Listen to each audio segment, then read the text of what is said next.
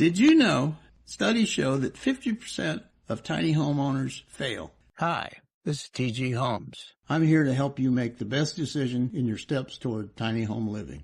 Most tiny homes don't fail because they're tiny. They fail because people enclose themselves in a bad design, and then they try to make it feel like a home. That might sound a little harsh, but I've seen it over and over. Tiny homes look great online. They photograph well. Everything feels clever and trendy, but try living in it. Let me show you a couple pictures. The first one is what you see on the internet, in the Pinterest. It's nice, it's cozy, I've got a winter view out, and I'm just enjoying life. In reality, I'm in an RV park. There's no winter scene. What do I do now? When you're talking tiny, cooking feels cramped. Storage becomes a daily annoyance. Noise travels everywhere, and people are saying, I guess tiny living just isn't for me. The truth is that tiny living works incredibly well when the home takes the form around how you function. The problem happens when people attempt to just squeeze traditional living into a much smaller space. A standard home might allocate 300 square feet for each function. In living, sleeping, eating, in a tiny home, those activities are compressed in a grand total of 300 square feet. Tiny homes don't forgive bad design. There's no extra room to hide stuff or work in a poor layout with wasted space. Every square foot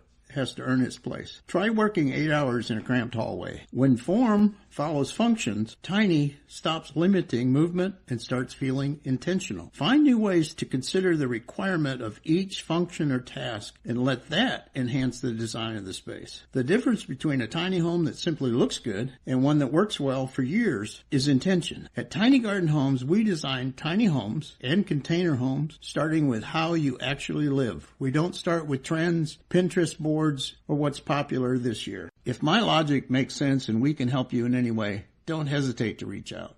You can find us at tinygardenhomes.com, and I even have some helpful resources to help you get started.